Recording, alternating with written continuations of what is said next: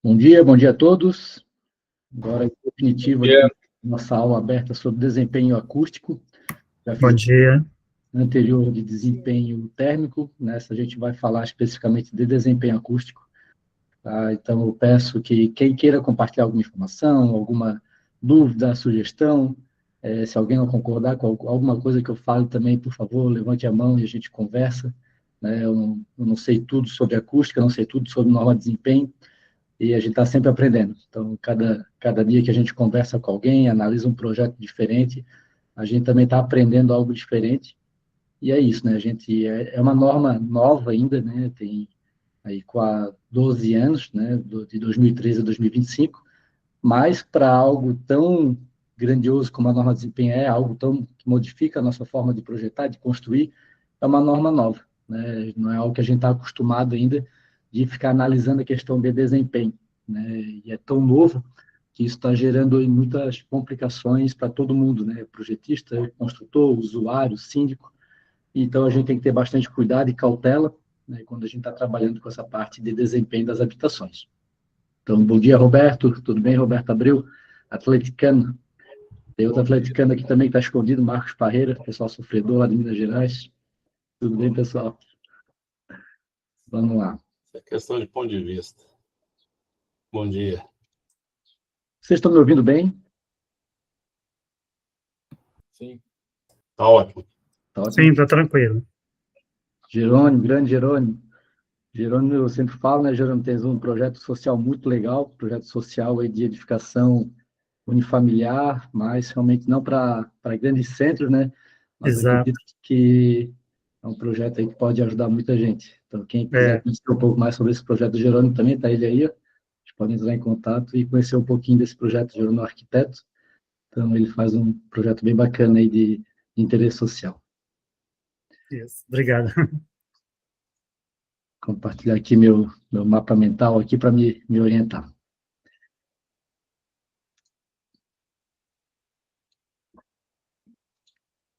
Cara, lá no início, né, quando o SIAC começou a solicitar questão de norma de desempenho, quando a gente via a parte de acústica especificamente, a gente viu bastante coisa muito bizarra, assim, bizarra mesmo, né? Uma palavra um pouco estranha, mas era muito estranho. A gente viu laudos de campo, por exemplo, onde o profissional ia lá com um rádio, ligava um rádio num ambiente, ia com um sonômetro sem calibração, sonômetro antigo, e media quanto é que estava dando de ruído o rádio, ia no outro ambiente e media o ruído no outro ambiente. E fazia uma conta aritmética de um menos o outro, e esse resultado ele tratava como desempenho. Então, casos desse tipo eram muito rotineiros a gente encontrar, né? Ainda bem que hoje a gente tem muito mais conhecimento, todo mundo está mais instruído sobre isso, e está diminuindo bastante essa questão de laudos errados, tá? Mas ainda existem, né? Existem vários laudos aí que a gente vê que foram feitos ou com equipamentos não certificados, não calibrados, metodologia não adequada, e até mesmo trazendo muitas vezes resultados que prejudicam o projeto, prejudicam o construtor, como, por exemplo, de laudo de entorno. Então, eu vou começar falando aqui sobre laudo de entorno, né, onde a gente tem aqui partes de sistemas de vedações verticais externas. Como é que a norma hoje traz? Né? Ela tem duas metodologias. Tem um método alternativo, que é onde a gente vai em campo e é possível a gente medir, quantificar a quantidade de caminhões, de carro, e verificar o ambiente, se tem comércio, se não tem, e dali a gente fazer uma avaliação e definir a classe de ruído. Eu não recomendo fazer, porque é algo muito subjetivo, difícil de fazer, dá mais trabalho de fazer do que fazer uma medição de campo.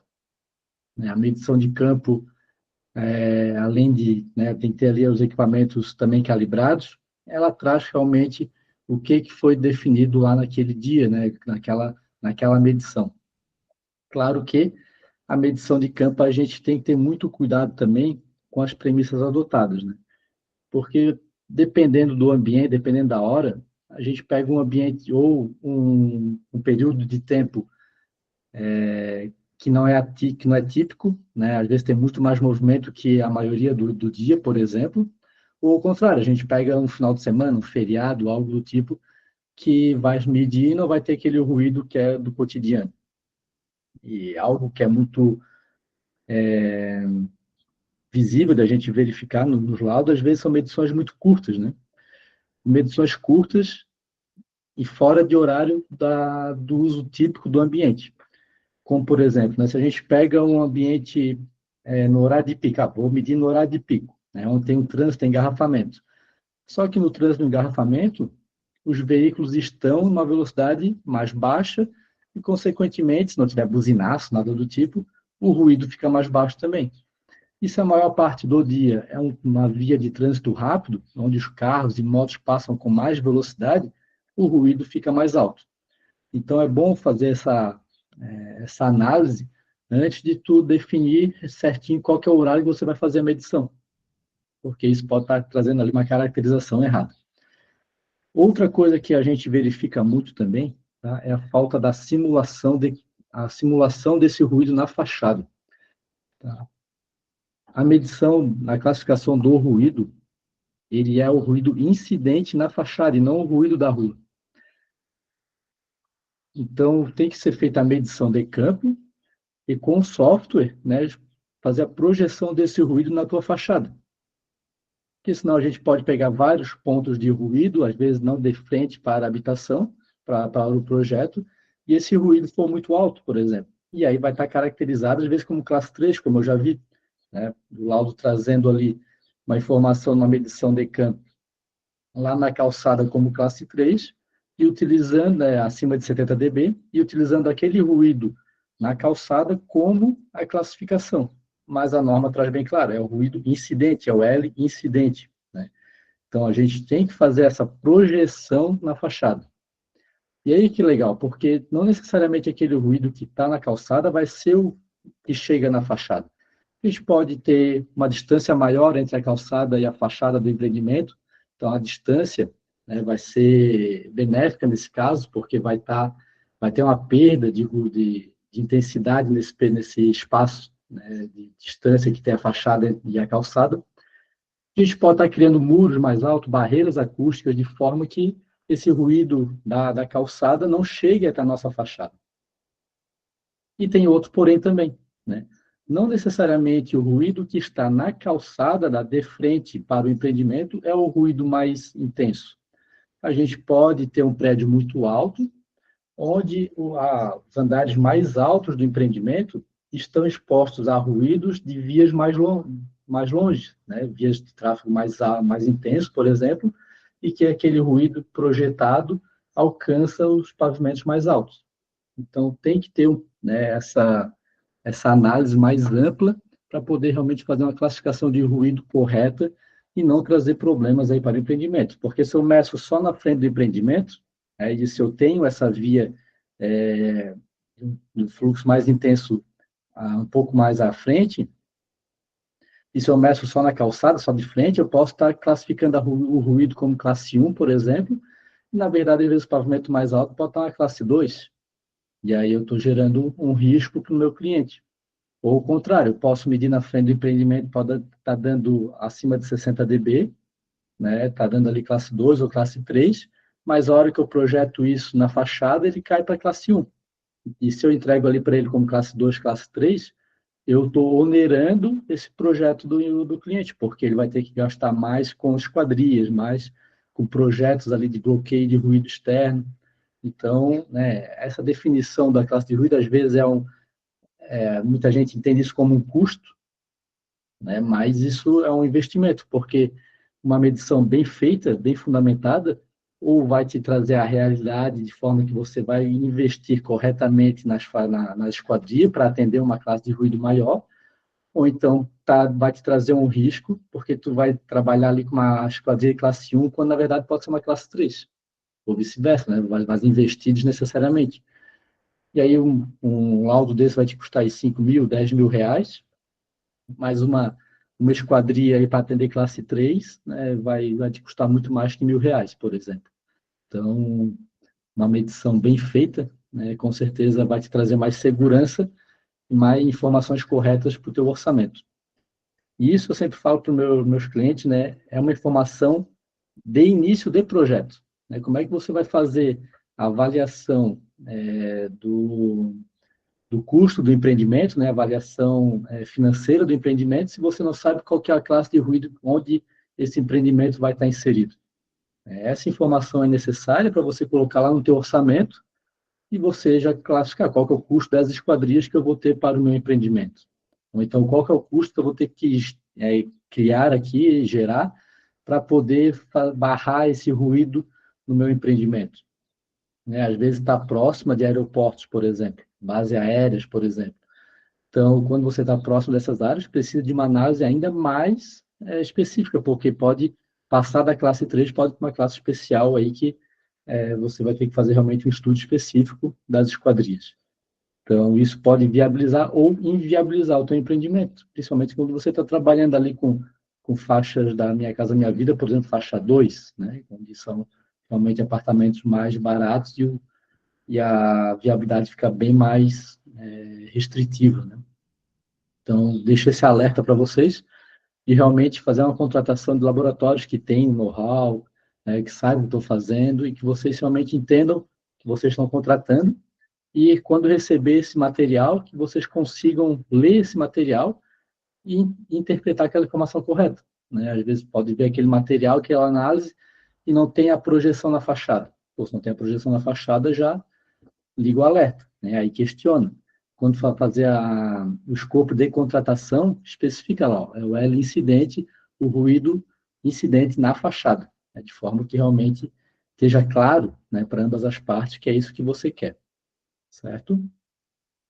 Tem uma outra situação também que é um pouquinho complexa, que a gente tem que ter um cuidado nas áreas não desenvolvidas ainda. Por exemplo, quando a gente tem loteamentos. Né? Quando a gente tem loteamentos e eles estão no início do seu desenvolvimento. E não tem ali já um fluxo de veículos, nada conforme foi projetado. Então, você tem que olhar também o zoneamento urbano, né, de qual aquele loteamento faz parte.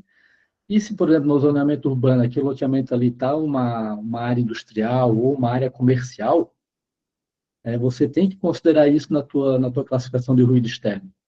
Porque, como ele não está desenvolvido ainda, está em desenvolvimento, provavelmente você vai fazer a medição, vai dar classe 1, porque não tem um fluxo de veículos intenso ainda. Não tem uma área consolidada. E aí vai trazer o ruído para baixo. E aí você vai classificar, às vezes, como classe 1, que é estritamente residencial, muitas vezes, mas futuramente aquela área é uma área comercial, que já está planejado para ser uma área comercial, uma área industrial, uma área de serviço. E aí, lá na frente, que há 10 anos, 15 anos, começa a dar mais ruído, e aí começam a vir as reclamações. Então, é importante você levar isso em consideração. Pensando nisso também, é importante você caracterizar o terreno em época de projeto. Né? O nosso zoneamento urbano ele muda a cada 5, 6 anos. Né? Então, quando você fez o projeto, muitas vezes era uma área residencial, depois, no outro zoneamento, mudou o prefeito, muda os vereadores, vão lá e mudam o zoneamento urbano, e o que era residencial agora virou comercial. Vai mudar totalmente o uso daquela área. Mas, se você já projetou pensando naquele zoneamento anterior e você fez a caracterização, você fica resguardado, porque você tem que fazer o projeto conforme a legislação do dia do projeto, né, em época do projeto. Então, é importante também ter essa caracterização, ter isso tudo registrado lá no teu projeto arquitetônico, de forma que fique evidente, uma perícia futura, fique evidente que você fez o certo, né? Você levou em consideração aquilo que tinha em época de projeto. O Marcos faz bastante lá o de entorno, né, Marcos? Então, é algo aparentemente simples, mas tem que ter bastante critério aí como realizar, né?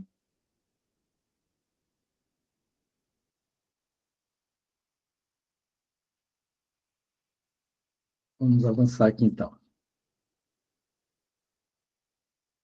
Então, a classificação do ruído tem a medição de campo e o método alternativo, eu não recomendo o método alternativo, tá?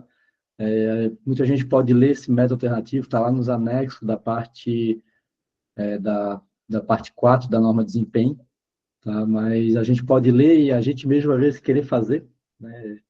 Engenheiro, arquiteto, tem muito disso, né? A gente querer fazer tudo, mas eu recomendo realmente que não seja feito, porque é muito fácil cometer um erro, e um erro de classificação pode ser muito prejudicial para o empreendimento.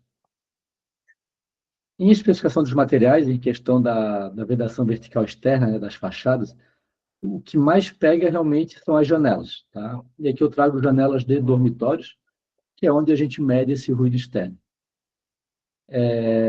Quando tem ambiente que é os estúdios, né, onde é tudo junto, né, sala, cozinha e dormitório, a janela do estúdio tem que ser atendido como se fosse de dormitório, né? Tem que sempre levar aqui para a pior situação. As paredes, então, as paredes têm pouca influência, né? A janela, com certeza, tem muito mais influência do que as paredes. Então, normalmente, o desempenho da janela vai ser o desempenho da fachada como um todo, tá? Isso porque quando a gente faz o ensaio do desempenho da fachada, a gente coloca o dodecaedro, né, o emissor de ruído padronizado, a 2 metros de distância da fachada e normalmente posicionado ali próximo à janela. Então, realmente é a janela que recebe esse ruído diretamente e tem maior influência, né? Então, a simulação é opcional e a medição obrigatória, tá? Em relação a isso aqui, eu quero compartilhar com vocês aqui uma coisa que a norma de desempenho traz, que eu não concordo muito, mas é o texto atual, né? Eu entendo, né, o motivo, mas eu não concordo. E eu vou explanar aqui para vocês o porquê que eu não concordo.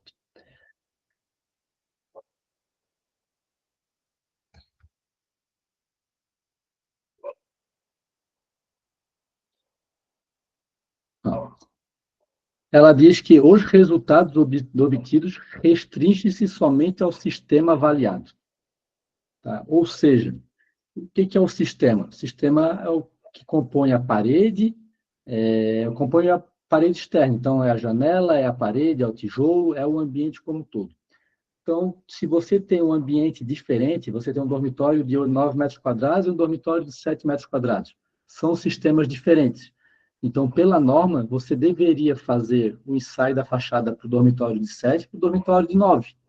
Né? Um não validaria o outro.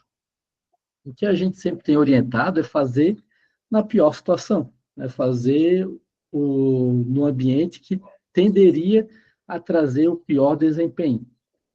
Mas como é que você vai saber o que vai, né, onde teria o pior desempenho ou o melhor desempenho também para validar? E é onde a gente recomenda a simulação. Então, a gente fazendo a simulação, a gente consegue, aí se faz de todos os ambientes, né? E aí você conseguiria avaliar onde é que seria o teu ponto crítico, qual que é o teu ambiente crítico, né? Qual que é a tua fachada que está mais próxima do limite simulado. Aí que você simulou e ficou mais próximo ali do limite. Então, aí você faria a simulação naquilo dali. Porque entende-se, né, que se no mais crítico você atende, nos demais também você atenderia.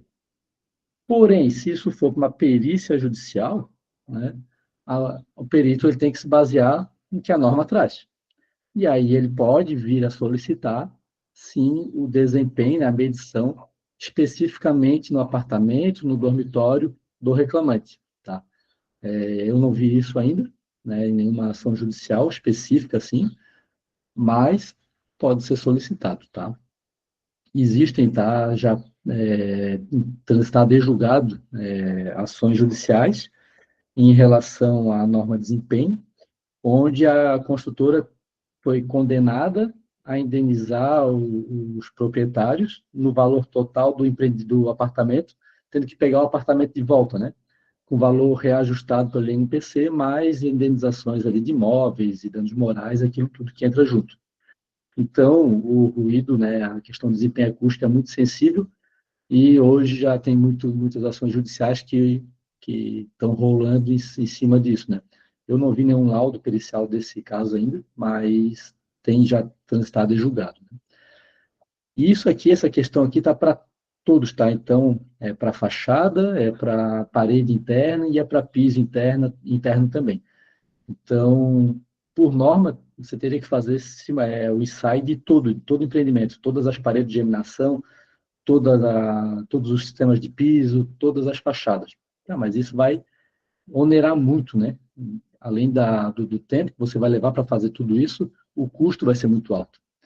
Então, a gente sempre recomenda, faz no pontos mais críticos, de forma orientada pela simulação, para você validar a simulação e também ficar mais tranquilo em relação aos outros. Se um dia vier uma reclamação e você ter que fazer em algum outro ambiente, você está tranquilo porque a tendência é passar. Né? Pode, claro, ter ocorrido ali algum erro de execução e não atender, mas a tendência é que passe.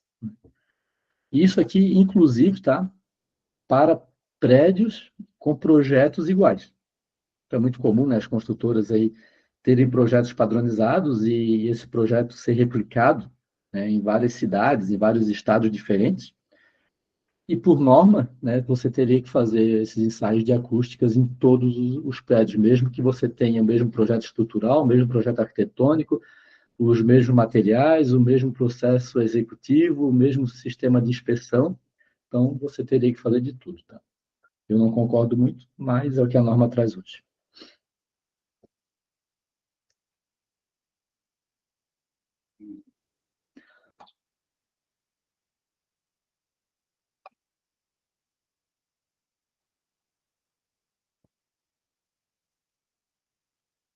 Então, a simulação, por mais que ela seja opcional, ela serve para você apresentar, né, de forma técnica de que a sua medição foi feita no ponto mais crítico. Né? Então, você vai lá e faz a medição no ponto mais crítico e tu mostra a simulação dos outros ambientes. Aí você valida também a simulação. Por exemplo, você fez a simulação, a medição, né? Você fez a medição do dormitório 1 do apartamento 1.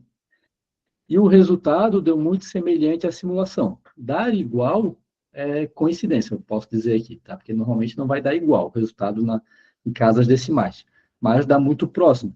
Dando muito próximo, você valida a simulação. Você mostra, pô, fiz aqui a simulação em todos os ambientes, né? E fiz o ensaio no dormitório 1 do apartamento 1. E o resultado da simulação com a medição deu equivalente, né? Pô, você está validando o teu processo de simulação e traz ali uma confiabilidade no teu projeto. Então, onde eu recomendo bastante fazer a simulação. A simulação, tá, gente? Não é difícil, é um pouquinho trabalhosa fazer a modelagem, mas ela não é complexa de ser feita. Nos sistemas de vedações verticais internos, aqui a gente tem que fazer o quê? Definir o desempenho mínimo de cada ambiente. Se é dormitório com dormitório, tem um desempenho mínimo. Se é sala com sala, é outro desempenho mínimo. Se é ambiente de área comum com dormitório, é outro desempenho. Então, a gente tem que fazer primeiro essa definição. Depois dessa definição, principalmente quando você tem dois ambientes de mesmo tipo de utilização, por exemplo, tem dois dormitórios, né, fazendo divisa ali com a parede de geminação. Quando você tem dois dormitórios com áreas diferentes, pô, são dormitórios, mas são dormitórios que têm áreas diferentes e volumes diferentes. Qual que é o ambiente gerador e qual que é o ambiente receptor? Né? Se eu inverter, eu posso estar mascarando o resultado final. Tá? O resultado vai dar diferente se eu botar o gerador de ruído num ambiente e o receptor no outro e inverter. Se eu fizer a medição, não vai dar igual, vai dar diferente. Tá? Por causa do volume do ambiente, das áreas, das paredes, da área, né, do ambiente, vai mudar o resultado final. Então, é importante você saber fazer essa definição. Normalmente, o que é? O ambiente mais que tem o pior desempenho é o ambiente menor. Né? Então, o ambiente que tem um volume menor, normalmente ele traz ali o pior desempenho. Então, ou seja, o menor ambiente é o receptor e o maior ambiente é o gerador. Não é sempre, mas normalmente é. Né? Tem algumas características ali da área, do elemento de separação, das paredes laterais, né? Dependendo da característica das paredes laterais, o resultado pode mudar e essa definição do ambiente gerador e do ambiente receptor pode mudar também. Tá? Então, tem alguns critérios ali a seguir, mas normalmente o menor ambiente traz o pior desempenho. Então, por isso está aqui a especificação dos materiais, então laje né, o sistema de piso, sistema de teto e as paredes. E a mesma situação, simulação opcional e medição obrigatória. Aqui eu sempre faço uma recomendação de fazer a validação de pelo menos de cada tipo de ambiente. Faz uma simulação entre dormitórios, se for o caso, se existir, uma simulação entre sala e cozinha, por exemplo, né?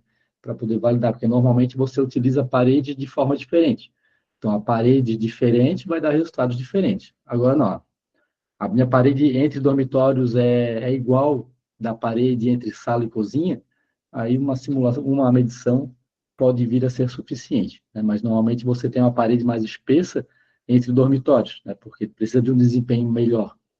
Então, eu recomendo fazer a medição, né, em cada tipo de parede. Vou pegar aqui a norma.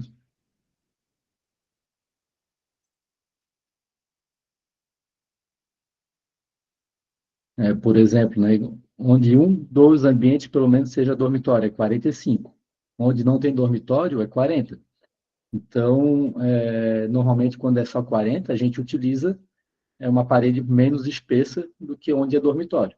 Mas, se tu está trabalhando tudo pela pior situação, tudo para atender 45, por exemplo, então, poderia fazer um ensaio só. Nessa questão aqui de paredes internas, eu quero mostrar para vocês uma situação que é muito comum a gente ver em PDE, né, o perfil de desempenho de edificação, onde não é feita a simulação e se tenta validar, né, o projeto, o desempenho acústico, por meio dos elementos, né, por meio do desempenho do tijolo, por exemplo. Então, aqui eu trago o manual da Cerâmica Rock. É uma indústria que tem todos os laudos aqui, igual da Cerâmica Pauluse, também eu vou mostrar aqui em comparação. E ela traz, ó, bloco de 9 por 19 por 29. Qual que é o desempenho do tijolo? O índice que mede o desempenho do tijolo é RW. Tá? O RW é só do tijolo, ele não é do ambiente. O ambiente é DNTW. Tá? O DNTW ele faz a avaliação de tudo, né? Do desempenho, considerando a laje, considerando as paredes laterais, considerando o volume do ambiente e a parede de geminação. Então, eu não posso pegar esse valor aqui do RW e já dizer, ó, o RW desse tijolo aqui está dando 41, então eu vou usar um tijolo desse aqui na minha parede entre salas, porque eu preciso só de 40. Isso aqui não é correto, tá? Vai dar problema para ti no dia da medição, porque o desempenho desse tijolo aqui de 41, ele normalmente não vai dar 40 no DNTW. Tá? E agora fazer aqui uma comparação entre o tijolo da cerâmica Rock com o tijolo da cerâmica Pauluse. Tá? Então, esse tijolo de 9 por 19 por 29 da cerâmica Rock está dando 41. Da cerâmica Pauluse, 9 por 19 por 29, está dando 38. Isso significa que o tijolo da cerâmica Rock é melhor que o da cerâmica Pauluse? O que vocês imaginam? Se você só lesse, só fosse aqui no resultado direto, né? Aparentemente, esse aqui da cerâmica Rock é melhor, está dando 41, né? Isola mais. Só que o que ganha de desempenho, né? Qual que é o principal indicador do desempenho é a densidade do material. Então, aqui o ensaio feito pela Cerâmica Rock foi feito o quê? Com um tijolo de 9 por 19 por 29, com uma parede com essa dimensão, com peso específico aproximado de 153 quilos por metro quadrado, que ele adotou aqui revestimento de 2 centímetros em ambas as faces. Né? Então, 2 em cada lado, dá 4 total, mais 9 do tijolo, 13 total. E da Pauluse? Da Pauluse, 12 total. Ele revestiu só com 1,5 de cada lado. E aí o desempenho deu pior. Então a gente tem que olhar para isso quando a gente está olhando os materiais, que é muito comum a gente receber vendedor e diz, o meu bloco, né, se fosse o cara da Cerâmica Rock, não estou dizendo que eles fazem isso, né, mas um vendedor mal instruído, que não conhece tecnicamente o que ele está vendendo, ele iria dizer, pô, meu tijolo aqui é melhor que o da Pauluse, né? E se você não entender de onde é que vem esse resultado, naturalmente você vai acreditar. Né? Então, tem que ter esse cuidado. Então, o elemento, primeiro assim, o elemento sozinho, ele não atende norma de desempenho. Não tem como ele dizer, ó, meu tijolo atende norma de desempenho, a minha manta atende a norma de desempenho. Pode fazer preencher ali o tijolo com vermifloc, vou usar aqui o termo comercial, né, desse material. Só preencher que vai atender. Tu não tem como saber isso. Até porque, às vezes, tua parede está com bom desempenho, mas a tua laje que é o problema e o ruído está passando pela laje. E aí, às vezes, o desempenho não se obtém por culpa ou de uma parede de flanco ou pela laje também. Não só a parede de geminação propriamente dita. Então, é todo o sistema. Então, pessoal, assim, tenha muito cuidado com o vendedor que chega prometendo que o material dele atende norma de desempenho. Tá? A norma de desempenho é uma norma de sistemas, né? Sistema de fachada como um todo, sistema de parede como um todo, que depende não só de um elemento específico, mas da estrutura, o tijolo, a execução propriamente dita, né? Se você fizer junta seca ou junta fechada, vai dar diferença no resultado. Então, a gente tem que ter cuidado quando a gente recebe esses materiais para não utilizar de forma errada. Então, você não pode pegar esse valor aqui, ó, e querer validar o desempenho acústico do teu projeto só com esse valor do RW. Tá? Até a cerâmica Rock, ela traz aqui um pouco mais abaixo o valor de DNTW, tá? Porque ele bota aqui, ó, ensaio realizado em campo, e quando é RW, é ensaio em laboratório. Tá? Então, o ideal é pegar de laboratório. E o de campo, aí está dando DNTW, porque ele fez lá numa obra executada. Né? Mas você também não pode pegar esse valor aqui e dizer, pô, então eu vou botar esse bloco porque deu DNTW 43. Primeiro, porque, principalmente aqui, ó, o ambiente receptor com volume de 35,87 metros. Certo? É cúbico, eu botou quadrado aqui, mas se é volume é cúbico, né? Então, se o seu ambiente não tem o mesmo volume, a área do elemento de separação não for o mesmo, o resultado vai dar diferente, tá? Invariavelmente vai dar diferente. Se der igual, é muita coincidência, tá? É coincidência, não é para dar igual, tá? Então, tem que ter cuidado. Serve para quê? Para a gente olhar, pô, a Cerâmica Rock aqui foi atrás, fez estudos e trouxe para nós alguns resultados que nos direcionam de forma que pode ser que venha atender, né? Então, é mais para isso, para ver que realmente aquela indústria está se preocupando com essa questão do desempenho. Mas eu não posso pegar esse valor aqui e trazer para o meu projeto real. Tá?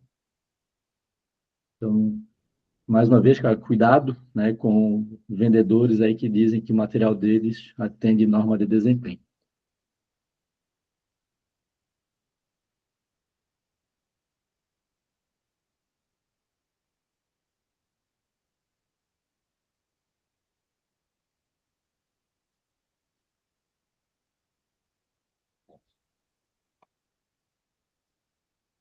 Agora, em sistemas de piso, né, nós temos duas situações de sistema de piso. Temos do ruído aéreo e do ruído de impacto. Opa, alguém quer falar alguma coisa? Watson, bom dia, tudo bem? Fala, Shoa, tudo bem? Como é que tá as coisas? Tudo tranquilo? Eu tô aqui meio de Shoa, viu? Tirar uma dúvida logo aqui, cara, que eu tô ouvindo, tô assistindo a aula e tal. A mensuração da acústica do local. A gente deve usar sempre o aparelho técnico, tem outro mecanismo, outro sistema para fazer a medição, a aferição do local? Tem que ser com equipamentos certificados, tá? Que a Né? medição que a gente faz de campo, ela é com base em um ruído padronizado. Então, você tem que ter o equipamento certo para gerar esse ruído padronizado nas frequências do ensaio determinado pela 10151. Tá, porque eu estou vendo que na norma ela tem as determinações das frequências que você está falando, correto? E eu observei que no mercado tem muita opção de oferta de equipamento para fazer a mensuração. Uhum. Então, você aconselha que nós devemos o quê? Procurar o equipamento homologado, vamos dizer assim? Tem a norma que faz ali a certificação dos equipamentos para poder fazer essa medição. Tem muito equipamento no mercado que não atende essas especificações normativas, tá? Os equipamentos realmente são diferentes, não é qualquer equipamento que faz hoje a medição de campo. Uhum. Marcos, pode complementar para mim, por favor? Só complementando, bom dia, né, pessoal? tem que solicitar o certificado de aprovação do modelo do sonômetro, tá? Do equipamento. Inclusive, não existe o termo decibelímetro. Se uma empresa já oferecer falando que vai medir com decibelímetro, já está errado. É sonômetro, ele é normatizado e tem que ter certificado de aprovação de modelo. Nenhum equipamento nacional possui esse certificado. Tá? Então, ficar atento com isso. Esse certificado ele é exigido. Tá? É uma homologação do aparelho. Né? É isso. Ficar muito atento com essa questão, porque a gente tem visto aí muito aparelho que não é homologado e sendo utilizado. Isso aí pode ser derrubado, aí, por exemplo, numa perícia. Tá? Então, a gente tem de oferta no mercado uma gama enorme de aparelhos da China, né? Então, tem a mesma área. Eu trabalho na área de levantamento, na aerofotogrametria e georreferenciamento. Nós temos esse problema também com relação aos drones, que, né, tem que ser homologado, tem que ter certificação. Então, eu acho interessante pontuar essa situação, para que a gente também tenha esse respaldo de saber que equipamento comprar, o que nós devemos buscar de informações, de registro, porque, cara, tem muito xing-ling no mercado, tem demais. É verdade. Tem que ter esse cuidado, né? Estou digitando aqui, certificado de aprovação de modelo. Pode até ter a parte chinesa que atenda, tá? Os mais comuns no mercado hoje, geralmente são aparelhos americanos e europeus, tá? Bureu Air, 01DB, Svantec, Larson Davis, né? Então, são equipamentos aí que estão mais dentro dessa homologação.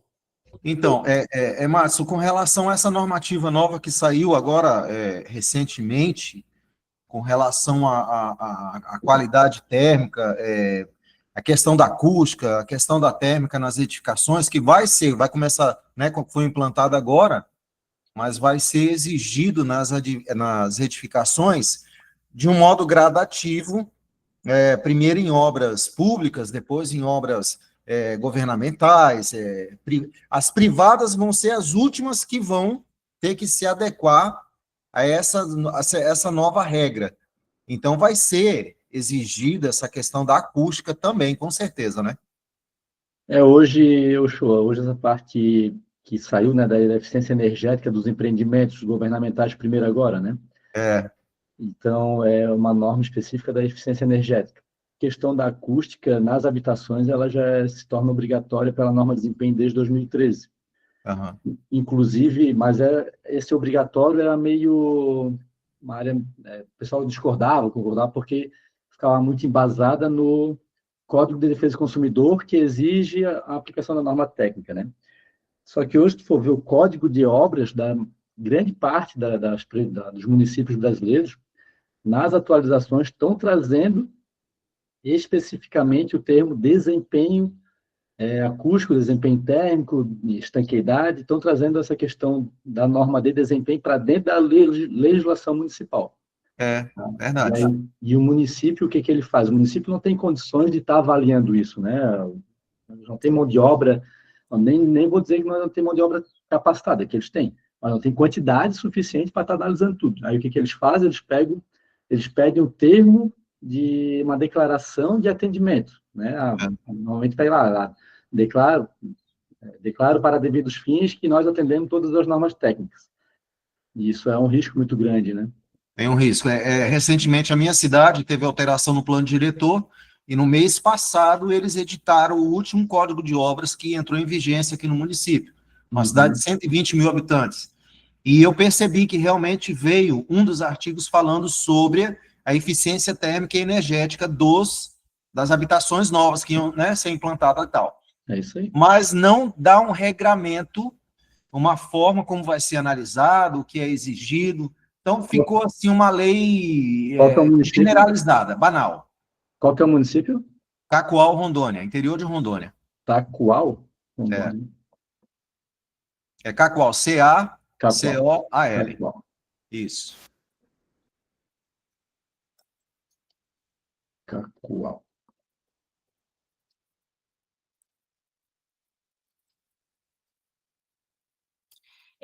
Então, é que eu acho que essa norma aí, ela é bem recente, sabe? Essa questão aí da eficiência energética. Então, pelo que eu andei estudando e conversando com colegas, assim, que estão, né, mais avançados nesse estudo do que eu, tem coisa que nem eles mesmos ainda têm bem definido para edificações públicas. Então, é algo bem recente, acho que talvez por isso você tenha sentido falta de mais informações aí, sabe?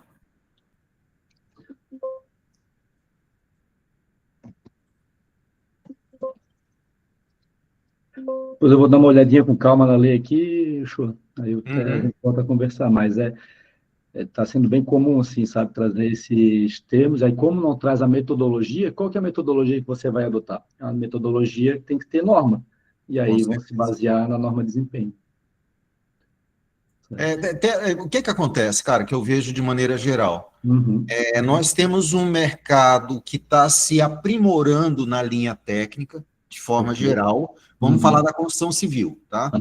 Com relação, esse ano nós temos a adequação das regularizações imobiliárias no país inteiro, a implantação do CIB, reforma tributária que vai pegar todo mundo pelo pé. Nós temos a adequação dessa eficiência energética que tem a ver com o desenvolvimento e a questão climática a nível mundial, né? Então, nós estamos caminhando por uma linha de desenvolvimento na área de trabalho muito técnica, muito minuciosa, e isso é muito bom. Isso é bom para quem tem a formação e para quem busca conhecimento, está atualizado e se especializar nas áreas específicas. Mas, em contrapartida, eu vejo que os órgãos públicos não estão nem aí. As prefeituras não têm se adequado, não têm contratado corpos técnicos competentes para poder atuar dentro dessa nova, vamos dizer assim, nova era de informações e de adequações que nós estamos entrando. Nós estamos entrando numa coisa em que as informações e as adequações estão ocorrendo de forma muito rápida. E poucas pessoas da área técnica no país estão tendo tempo para acompanhar o que está acontecendo nessa questão evolutiva, né? E aí eu vejo essa debilidade terrível do poder público, do serviço público poder se adequar também, porque não adianta nada nós da área técnica que prestamos serviço, nos capacitarmos, fazermos a coisa certa, o negócio acontecer, entendermos como é que funciona, se na hora de dar entrada numa licença de obra, uma coisa simples assim, não tem o pessoal lá capacitado para poder analisar. O movimento que está tendo na parte governamental, né, é eles realmente se eximirem o máximo possível dessas minúcias técnicas, vamos assim dizer, né? Eles ficarem mais restritos por exemplo, as prefeituras, né, mais restrito à análise dos índices urbanísticos, afastamento, gabarito, essa parte. E o restante botar na responsabilidade toda do responsável técnico do projeto e do construtor, né? De forma que, se tiver uma perícia depois, o servidor público ele se exime dessa responsabilidade, né? Porque se ele analisa, ele acaba sendo responsável também, né? Isso a gente começou a ver esse movimento com os bombeiros e agora com o pessoal da prefeitura também. Eles estão reduzindo a análise, né, para reduzir essa responsabilidade e transferindo toda 100% da responsabilidade para quem realmente fez o projeto e a execução, né?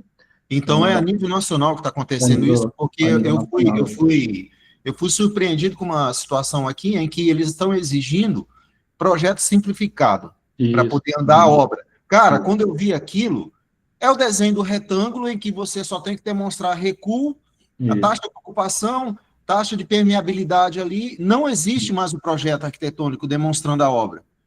Aí eu até questionei o funcionário, mas peraí, o que eu vou entregar para o cliente? Como é que ele vai construir com isso aqui, o desenho do retângulo só? Cara, e o nosso projeto, onde é que fica agora? Não precisa mais apresentar para a prefeitura. Então está havendo uma diminuição em contrapartida do poder público com relação à responsabilidade técnica. E isso é perigoso.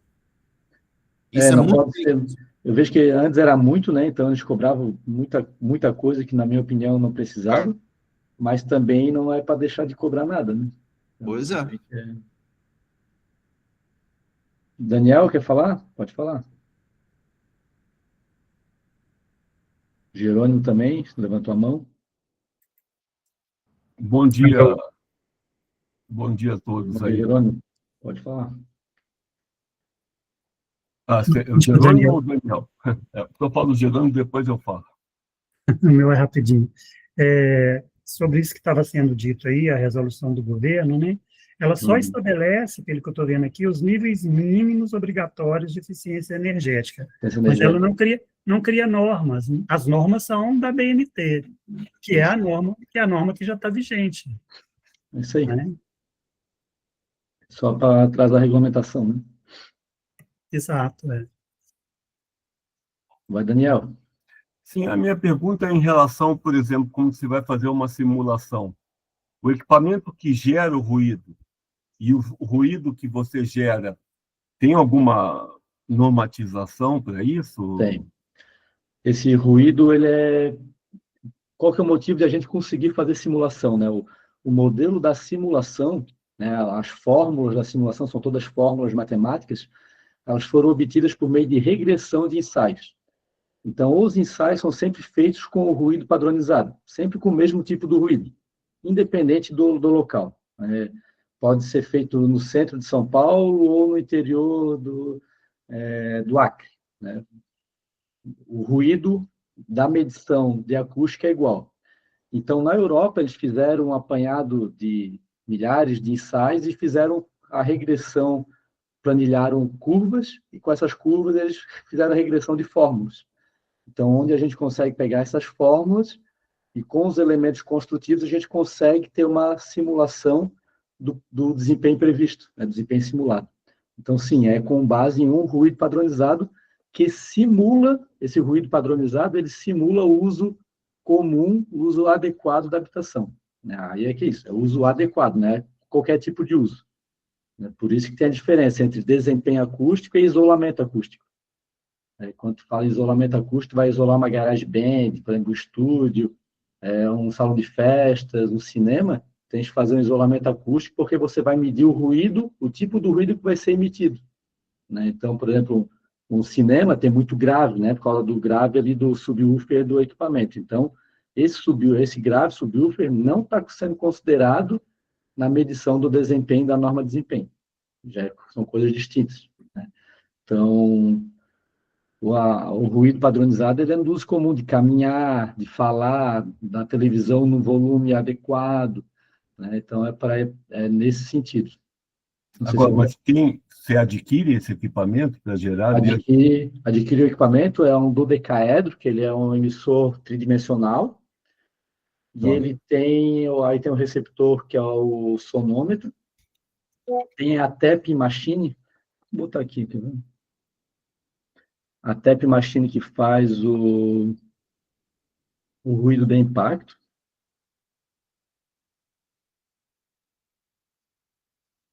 Quer dizer, o gerador é integrado ao sonômetro, é isso?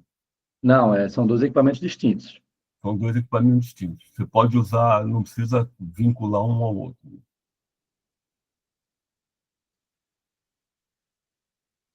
Esse é o dodecaedro, que é o emissor. Então, esse aqui você faz para ruído aéreo, tanto da fachada quanto entre ambientes. Então, você vai ligar ele e ele, com software, tem um software, né, que ele vai emitir em várias frequências o ruído de forma distinta. Tá? Aí que tá. Só faz locação aqui. Então, tem a TEP Machine, que aí esse equipamento aqui que faz do lado aqui.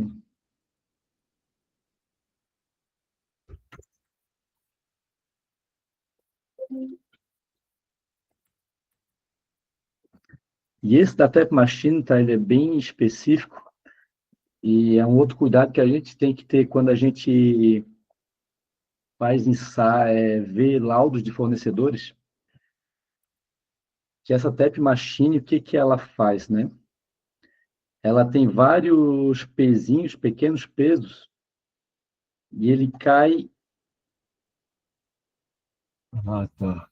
Ó, então, ele levanta esse peso e cai em queda livre. Levanta e cai em queda livre. São vários para determinar a frequência. Então, a base desse peso, ela é bem plana, né?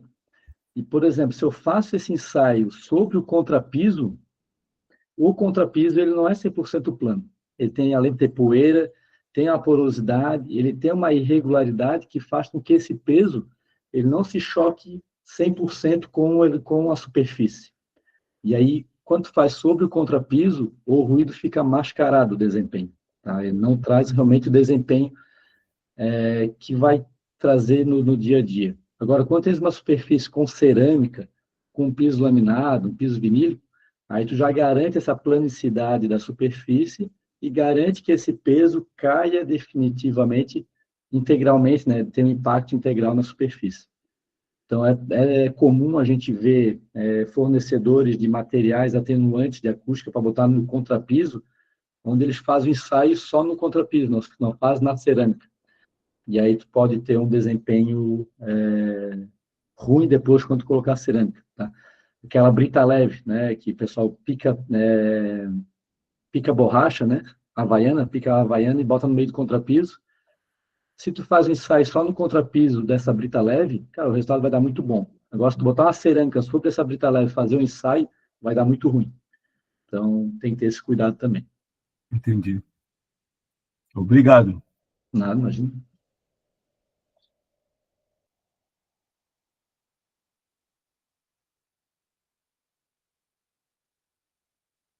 O Erickson perguntou alguma coisa sobre a caracterização ali do ruído em torno quando não tem o projeto ainda, né? Quando o empreendimento nem começou a ser construído. Não há como avaliar os níveis mais altos. Só pela simulação a gente consegue avaliar isso. Que aí, quando a gente faz a simulação, a gente mede esse ruído na calçada, faz a modelagem da fachada inteira do prédio, né, do volume do prédio, e aí vai ter a projeção dessa fachada toda. Então, cada andar vai ter um nível de ruído diferente. Né? Às vezes, mais em cima vai estar mais ou vai estar menos, vai depender da intensidade desse ruído e do ângulo de projeção desse ruído.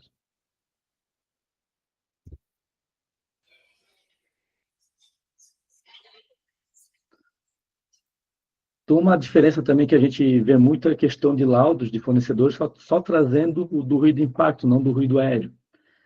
Uma outra, então, a característica que quando vai gravar, tá, o ruído de impacto é LNTW. O L, para gravar, quando eu comecei a estudar, eu sempre botei L de limite.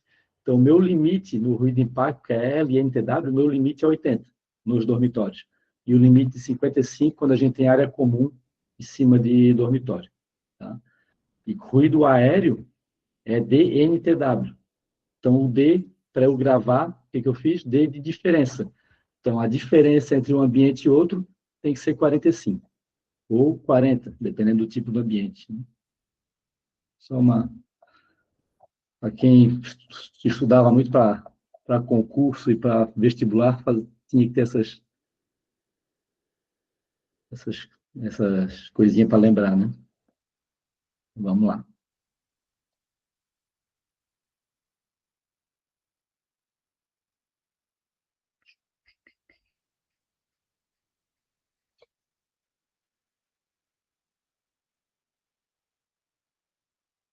Então, nessa simulação...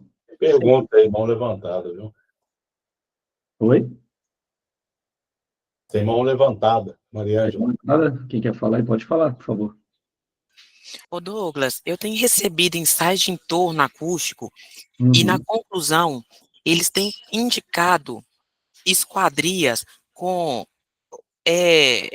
com RW inferior a,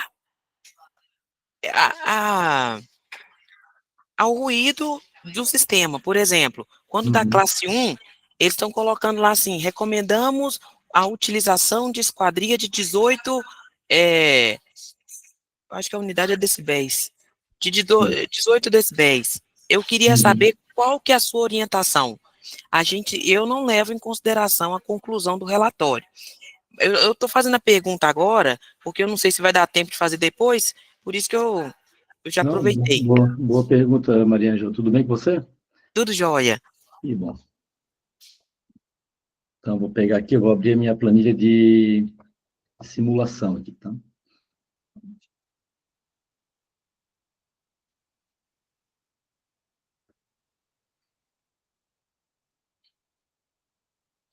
Então, na simulação, por exemplo, o que a gente coloca, né? A área do piso, para a gente calcular o volume, o tipo de parede que a gente está dimensionando, no caso aqui é uma parede com RW de 45, e aqui a dimensão da janela, então 1,70 por 1,60, por exemplo. Vou pegar aqui uma janela da Master aqui, de 21, RW de 21. Na simulação, deu 21,96. Deu um pouquinho acima do desempenho da janela. Tá? Ele só pode estar te sugerindo valores de RW de janela se ele está apresentando também a simulação. E para apresentar a simulação, ele tem que estar, além do ambiente interno, que é muito representativo, por exemplo, 21,96. Vou botar aqui, ó, ambiente de 30 metros quadrados, se fosse um estúdio. Mudou pouca coisa. Não. Entendi. Na verdade, o que... Não, ficou claro. Não? Ficou claro. Se ele está apresentando... Se ele apresentar o estudo que ele fez para considerar o 18, talvez é um item que pode ser considerado, né? Pode ser considerado. Outra coisa que mas eu recomendo, se não tiver simulação, porque a simulação, o que ela faz? Ela faz uma média ponderada do RW da fachada, né? Uma escala logarítmica ali. Então, se tem uma parede muito boa, por exemplo, de concreto, que vai dar um RW de 50, por exemplo, uma janela de 20, então, às vezes, nisso, o desempenho da janela pode ser um pouquinho menor do que a tua necessidade, né? Mas, sempre lembrando que o resultado do RW da janela, fornecido pelo cliente, por exemplo, da Master, ele vem lá da Hidro, né? Ele vem lá do laboratório da Hidro, não vem do laboratório do teu serralheiro. E essa janela que foi simulada lá pela Hidro, foi feito o laudo, foi a melhor janela que eles puderam produzir na face da Terra. Né? Eles não pegaram qualquer janela e mandaram para o laboratório medir. Eles fizeram com todo o critério, toda a especificação. Então, é uma boa janela com o máximo de vedação possível. Que é diferente da janela que a gente compra, que vem do serralheiro da nossa região. Que ele pega lá o manual da Hidro e faz a produção da janela. Mas a gente não tem como garantir que ele usou a mesma escova, né, os mesmos componentes e elementos do projeto. E às vezes eles trocam para poder ganhar no preço. E aí o desempenho vem para baixo, né, porque não garante a vedação. Uma janela boa é uma janela que tem vedação. Então, se você fechar totalmente a janela e você não escutar barulho, o vento passar, é uma boa janela, porque ela vai ter vedação. Né? Tem aquelas janelas que... esqueci qual é o nome do fornecedor.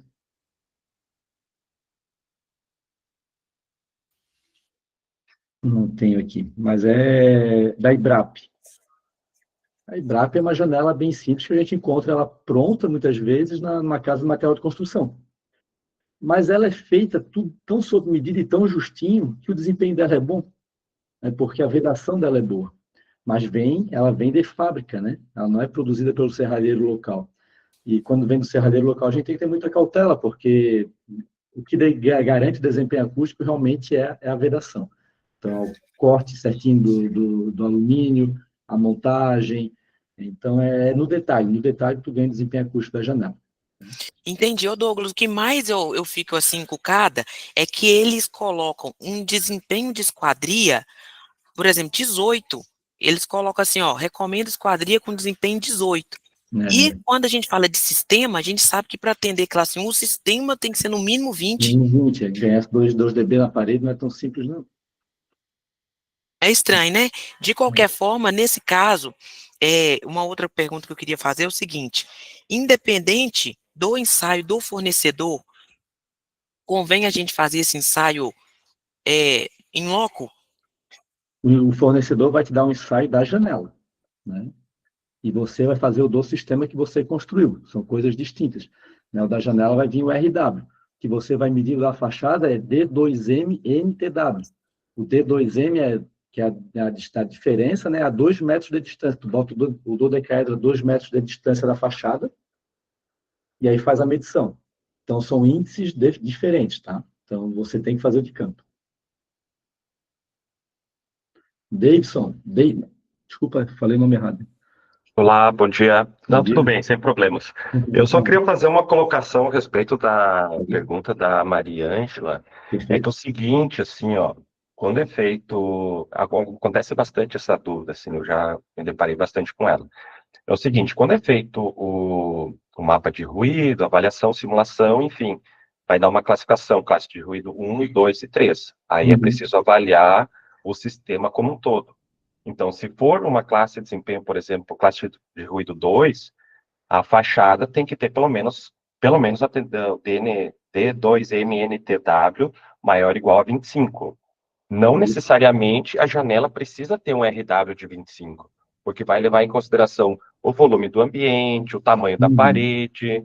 Então, eventualmente, a janela pode ter um RW menor que 25, pode ser Pode acontecer. 20.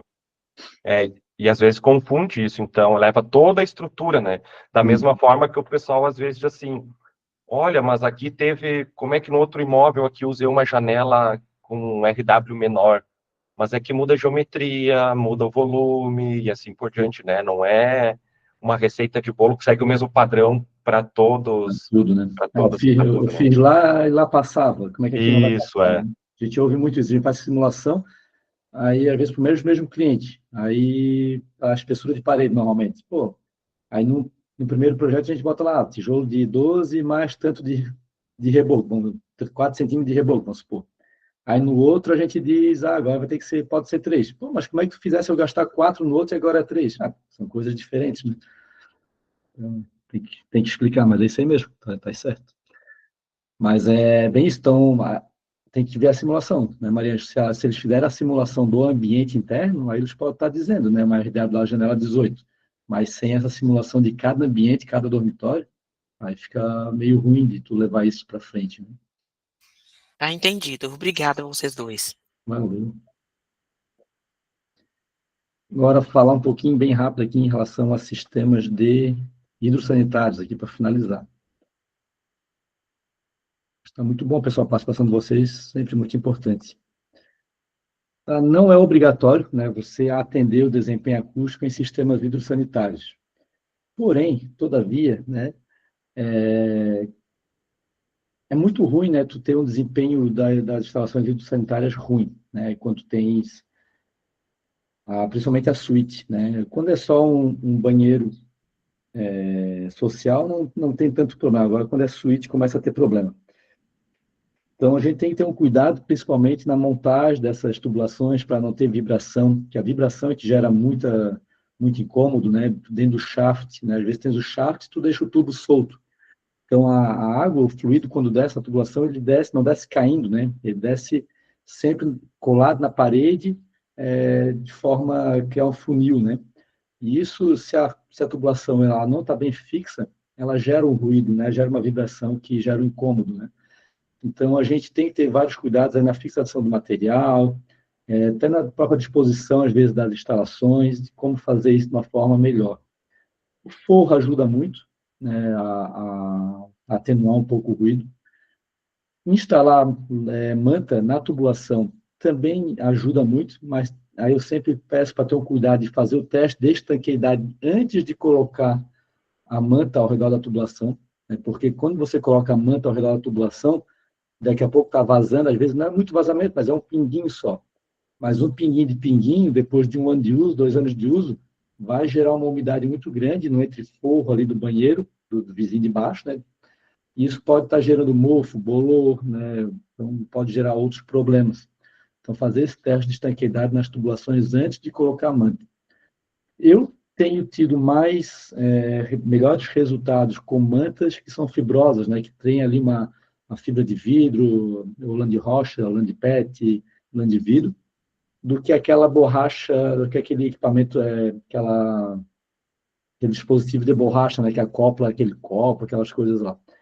Eu tenho tido bons resultados com a manta enrolada ao redor da tubulação, mesmo a manta fibrosa, né.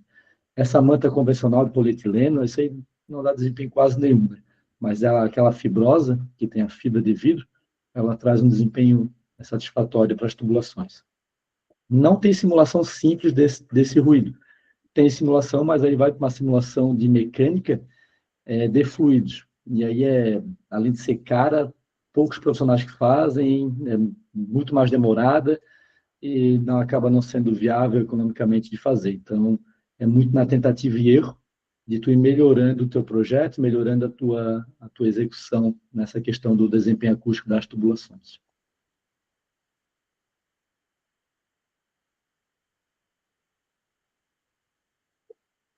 Victor, pode falar, Victor. Bom dia, Douglas, tudo bem? Bem.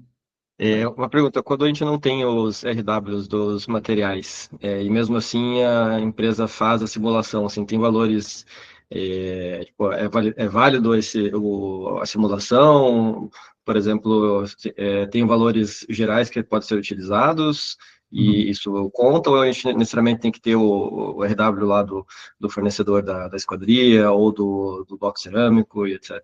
Da esquadria, existe até um método de simulação do RW da esquadria, mas eu não recomendo fazer, que é complexo e também não traz resultados confiáveis, né? Porque, como eu falei, depende muito da execução do caixilho como um todo, né? Agora, para parede, para piso, para sistemas convencionais, então, concreto, tijolo, cerâmico, bloco de concreto, reboco convencional, a gente faz isso pela densidade do material. Então, por exemplo, aqui, ó, uma parede aqui desse empreendimento aqui. Então, o que é o empreendimento? Um bloco de concreto de 14, de 4 MPa, então a gente tem, quanto mais resistente, maior a densidade, então vai dar um desempenho maior. Então, aqui de 4 MPa, e o revestimento, por exemplo, gesso, argamassa densa, argamassa leve, argamassa estabilizada, depende da densidade do material, né? Então, a gente tem aqui algumas especificações. Quando não tem a especificação definitiva, se questiona muito o cliente. Você faz o reboco virado em obra ou você compra? De quem você compra? Você compra industrializada já ou você compra a granel? Como é que faz? Então, nisso a gente tem ali uma gama de densidades já padronizadas. E aí tem um fator de segurança que a gente aplica nas simulações quando a gente não tem essa informação definitiva, né? É importante esse teu questionamento, porque como depende muito da densidade, então, por exemplo, uma argamassa estabilizada, né? A argamassa estabilizada, ela tem muito incorporador de ar e reduz muito a densidade do material. Uma argamassa virada em obra, normalmente, tem uma densidade, chega a 2.000 quilos por metro cúbico. A estabilizada é 1.600, 1.500, 1.700, dependendo do fornecedor. Então, isso aí vai dar bastante diferença no resultado final. Então, na simulação tem que ter esse cuidado. Mas a gente consegue fazer somente com a especificação do tipo do material, né? Não necessariamente o fornecedor tem que ter o RW. Tá? Para a manta de piso, eu tenho aqui algumas mantas, mas aí o fornecedor tem que dar da manta tem que dar o laudo dele para a gente poder considerar. Tá? Principalmente da manta, o que pega mais que a informação principal é a rigidez dinâmica. Quanto menor a rigidez, melhor o desempenho. Então, essa informação é importante da manta. E do tijolo, né, o bloco cerâmico, às vezes nem todos os fornecedores têm, né, essa informação, né, que nem a Pauluse ou a Rock, por exemplo. Mas até se eu pegar ali aqueles valores da Pauluse, da Rock, se eu botar aqui na simulação, o valor dos dois dá igual, tá? Porque existe norma específica para a construção do tijolo. Então, tijolo de vedação. Então, a massa do tijolo de vedação, o peso de 19 por 19, por exemplo, da minha indústria ou da tua indústria, vai ser muito semelhante. A diferença vai ser muito pequena. Então, a gente pega, o fornecedor normalmente tem o peso do material. Então, com o peso do material, eu calculo a densidade dele e jogo na simulação. E aí o resultado fica bem coerente. Entendi. Muito obrigado. Nada. Não precisa ter, porque, cara, vai ser difícil a indústria que tem todas essas informações. Tá? Muitos têm, né, mas, no geral, é a minoria. Né? Principalmente... geralmente só essas principais empresas, né? Fora dos grandes centros mesmo, é difícil quem tem, né? Vocês são de Santa Catarina, né, Saito? Sim, Itajaí. Itajaí, né? Legal. Pessoal, mais alguma dúvida? Que eu tinha para trazer hoje era isso. O assunto ele é muito grande, né?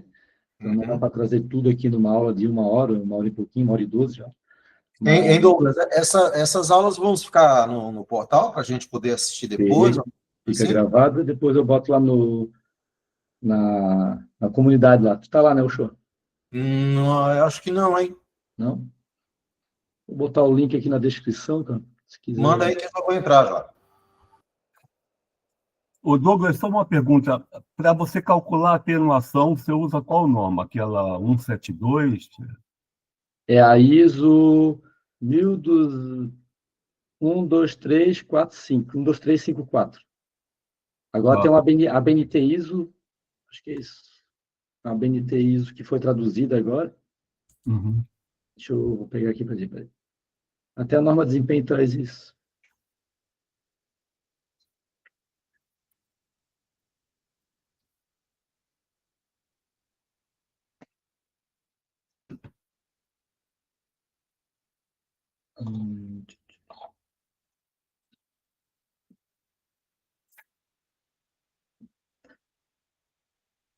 Ô, Daniel, então, tá aqui, ó. Ah, tá. A própria norma já recomenda essa. Quando foi escrita essa norma, não tinha sido traduzida ainda, mas já tem traduzida para português.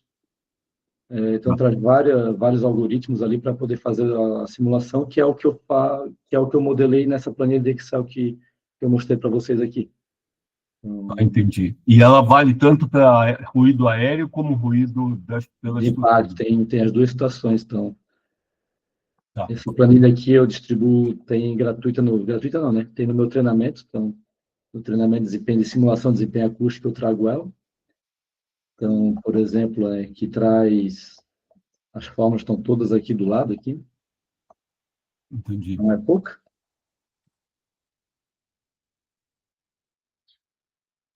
É um pouquinho de fórmula, porque ela considera todos os flancos, né? Mas o resultado é bem bom, assim, o resultado é muito próximo da simulação, da medição de campo. Então, para piso também já tem o EDNTW e o LNTW, tanto de aéreo quanto de impacto. Mas se eu faço uma medição em campo, assim, ao lado da fonte geradora e do outro lado do pavimento contíguo, também uso essa fórmula para avaliar. Não, a medição de campo já vai sair direto do software do equipamento. Quer dizer, então, se de um lado deu 70 dB e do outro 35, é porque é aritmético ali, no caso. Não é aritmético, não. Ah, tá. Porque o dB é a escala logarítmica, né? É a escala logarítmica, tá, Exato. entendi. A cada, por exemplo, o dobro de 45 não é 90. O dobro de 45 é 48. E aí eu tenho que calcular por essa escala logarítmica. Exato.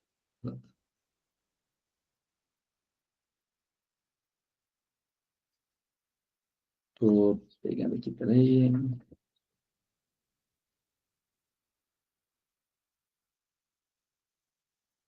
Vou botar aqui no chat aqui o link do grupo, tá?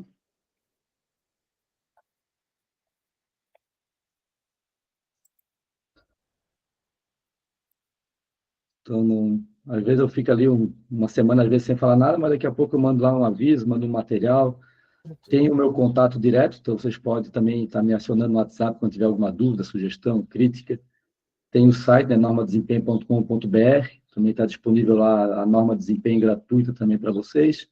Outras normas também gratuitas, materiais também. Então, se vocês também, às vezes, têm algum artigo que queiram, às vezes, divulgar, compartilhar, também está disponível para vocês, então me manda ali, a gente conversa e eu publico ela, a norma também. Tem a própria norma de desempenho, outras normas relacionadas. Aqui tem aplicativos. Tem até o da fachada aqui, tem o aplicativo de cálculo de desempenho da fachada, tá? Gratuito aqui. Era para estar funcionando. Pronto. Então, você bota aqui qual que é o revestimento, qual que é a estrutura da parede, o revestimento externo, a espessura, e vai dar o cálculo aqui embaixo, qual que é o D2MNTW. Então, aqui tem alguns materiais já padronizados aqui. Estrutura da parede também. Aí só o da janela, que você tem que botar o RW indicado pelo fornecedor, ou você pode ir testando, né? Vai botando aqui o resultado para ver o D2MTW e fazer a especificação conforme o valor que você colocar aqui. Tem o Busca ZB também, que eu sempre divulgo, que é para novo zoneamento bioclimático, também está aqui gratuito. E é isso. Paula? Pode falar, Paula.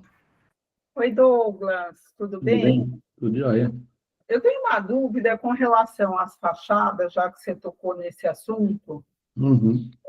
Normalmente a gente tem as fachadas planas, mas nós estamos tendo agora em vários projetos aí, projetos mais de alto padrão, né?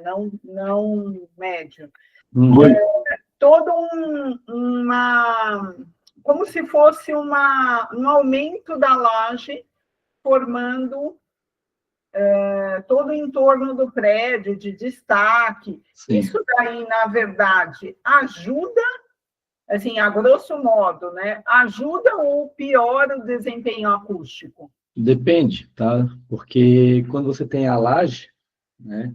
Tens a parede aqui e uma laje de cobertura, por exemplo, tu vai ter esse ruído que não bateria na tua laje, vai refletir nessa marquise e vai retornar para a tua janela. Mas também tem a questão do piso. Então, outro ruído que viria aqui, que iria incidir diretamente sobre a tua janela, vai estar barrado por essa marquise. Então, só que no ensaio, como é que é feito o ensaio de campo, né? Fica a 2 metros de distância da fachada, o emissor. Então, no ensaio de campo... Não... Oi? 2 metros só? Só 2 metros. Então, na medição de campo, pela norma de desempenho, tu não consegue verificar esse ganho que daria, ganho ou perda que daria esse desempenho. Entendi. Essas marquises, tu pode considerar ela na simulação do ruído incidente na tua fachada. Então, às vezes, estava incidindo 30 dB, por exemplo, 60 dB. Mas com essas marquises, em vez de 60, está incidindo 50. E aí tu reduz a classe do ruído externo, entendeu? Aí isso vai ser colocado lá na simulação. Então, na verdade, é super importante, a hora que a gente estiver já ainda no anteprojeto, né? Ou, aliás, no começo do executivo, que se for estar pensando já nessa fachada, já fazer uma simulação. Com certeza. Principalmente se você tem você acaba definindo, você vai fazer depois e às vezes você tem que mudar o projeto lá na frente, porque eu tenho visto muitos projetos assim. Uhum. E daí, quando você falou na fachada, eu me perguntei, será que é um complicador? Quer dizer, tem que simular de qualquer forma, né? Essa medição externa, por isso tem que fazer esse incidente na fachada, né? O ruído que incide na tua janela lá no teu projeto. Aí, com esse que vai incidir, que tu vai determinar qual que é o desempenho da tua janela, da tua fachada como todo. Né? Mas aí faria uma medição de ruído antes, né, da construção, para poder colocar já na simulação. Isso. Faz a medição do entorno, é isso, né? Isso, a medição do entorno, mede o entorno e projeta no teu prédio. Tá. Daí faz as simulações para ver qual tipo de fachada seria mais adequado. Por exemplo, tem a marquise, pode botar um elemento atenuador na parte inferior da marquise, por exemplo, para não ter essa reflexão. Então, um elemento o quê? Eu não ouvi. Um absorvente, né? Por exemplo, tem a laje na marquise, então, em vez de ter um concreto polido, que é muito refletivo, tu bota um forro com alguns elementos que vai reduzir essa reflexão. É possível. Vai absorver. Vai absorver. Então, tem várias alternativas, né? Quando é classe 1, classe 2, essa alternativa ajudaria, né? Ou um brise. Um brise, exato. O brise nem tanto, porque o brise é muito vazado, então esse brise tem que ser específico para acústica. Entendi. É igual planta, né? Planta, vou botar umas plantas na frente da fachada. Inibe muito pouca coisa, tem que ser uma vegetação bem densa para poder garantir uma melhor acústica, né? Nessa barreira verde, vamos assim dizer. Tá. Tá bom? Tá ótimo, obrigada. É isso, gente. Eu deixo aí à disposição também a propaganda aqui dos meus treinamentos também. Hoje eu considero que quem é gestor de projeto, projetista, né, tem que entender desse assunto, porque senão você vai contratar e nem está sabendo que está contratando, vai vir os projetos, vai vir os laudos e você não vai saber analisar. Então, eu aconselho muito, né, quem trabalha com gestão de projetos, coordenador de projetos, que tem esse conhecimento, não precisa saber simular, né, mas realmente saber conhecer o procedimento, conhecer os dados de saída e de entrada, para poder realmente validar ou não um resultado final, né, para não estar comprando aí gato por lebre e levando esse problema para frente, né, que acontece muito. Pessoal, estou à disposição, qualquer dúvida podem me chamar, que eu vou ajudar sempre que possível. Beleza? Tenham um bom dia. Boa aula. Douglas. Valeu, Douglas, obrigado. Obrigado. Valeu, forte abraço. Obrigado, Douglas.